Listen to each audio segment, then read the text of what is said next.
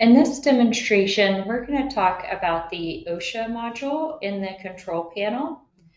This will allow you to report any of those recordable incidents. And the first step is setting up your establishments, which basically those are going to be your reporting locations that you submit your OSHA 300 logs on.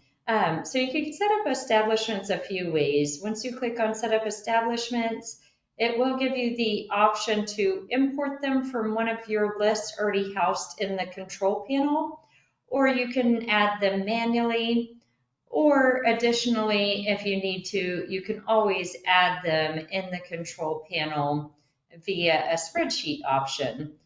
So under the control panel, you'll see right here under the administration heading for data loads, we do have a new data load option here, and if you click learn how to create a data load spreadsheet, you can find the OSHA templates in here.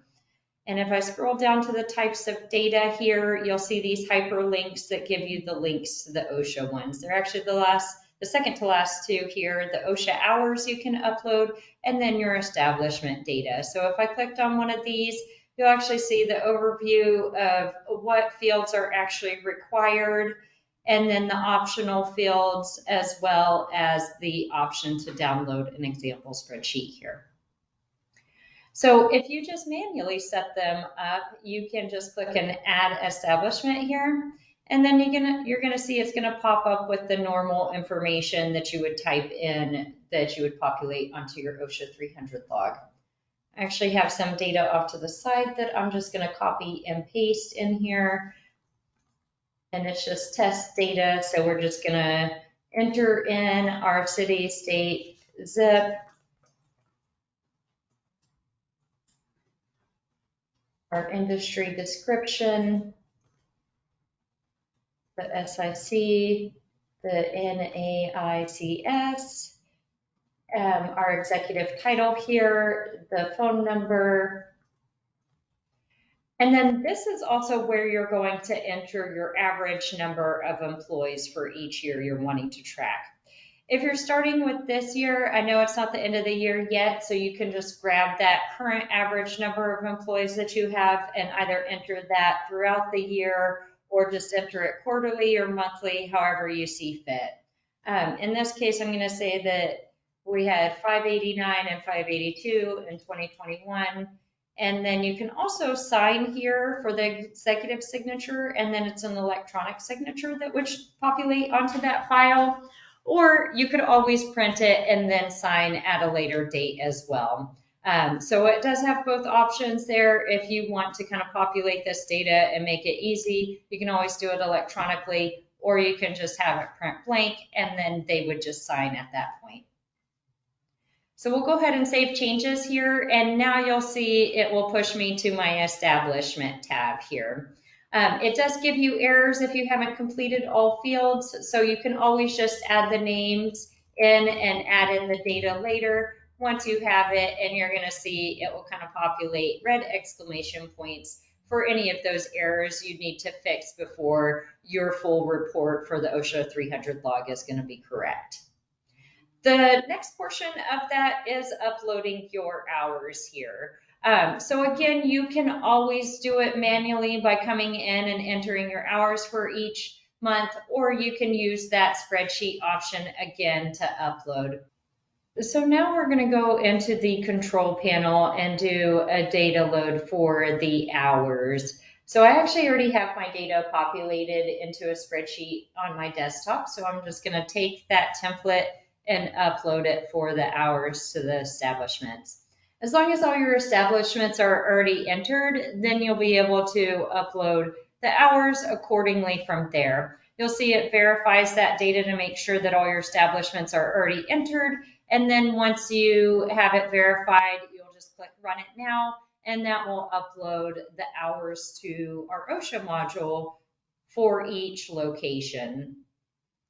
So it says data ran successfully. That's the message that you want to see. And then if we pop back into the control panel under your OSHA case management section here, you'll be able to see now we have all of our establishments set up. And now if I click into my hours, I have my hours populated for each month of the year via spreadsheet.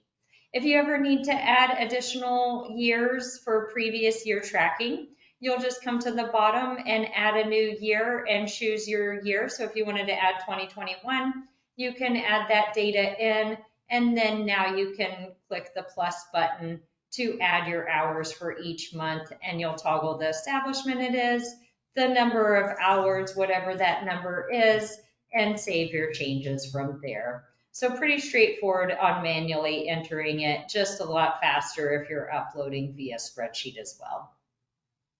So now that we have our hours and our establishments populated, the dashboard is going to give you that breakout of your TR/IR, your DART rating, the number of cases over time, your severity, and then that DART time that's been captured based off of your new cases that are actually entered as reportable case data. This new case here is tied to an actual form on the back end. However, it doesn't sit in your forms section. So if you have a current incident report, you will need to, if it's a reportable incident, come in here and log it so that you can report your 300 logs at the end of the year.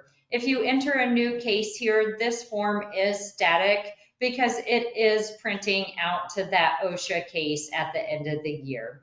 The date of injury, you would just select that here. So if it was on January 6th, you can back that data up. You can toggle the employee it happened to, their job title, and so forth, that establishment that it was under. This is kind of where you toggle that data. You fill out all the fields of what happened, so forth, the injury type. It also has that outcome of days away, job transfer, restricted. You can do a couple methods here where it's calculated, where you say they're going to be gone from this start period to this end period, or you could do what most people do is typically the manual method where they say they were gone 3 days or they were transferred for 3 days or restricted for 3 days. Then once you submit that data, it essentially houses on your dashboard here as that OSHA case now. Tags it to that establishment, tags however many days I typed in for that DART rating, and now gives me that capture over time of what has been calculated. Based off of those selections in the form as well, you will get that breakdown of the establishments you're selecting in the form, your locations if you're toggling that, and that line of business if you're toggling it. You also get, if you scroll down, the breakdown of each one of these by month, as well as that overall total. So the overall total is going to be that last line here, and then does give you a breakdown of per month as well.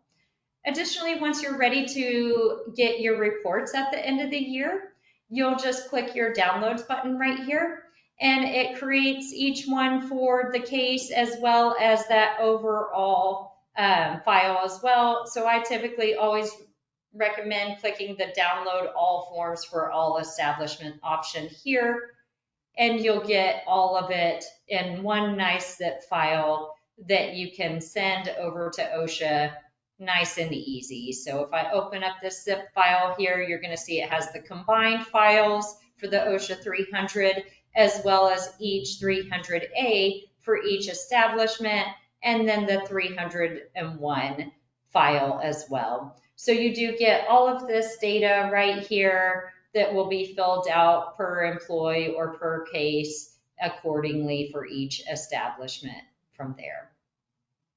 Really great, useful tool to use so that you're not manually having to create those on spreadsheet. If you do have any questions regarding the OSHA case module, feel free to reach out to our support team at support@kpaehs.com.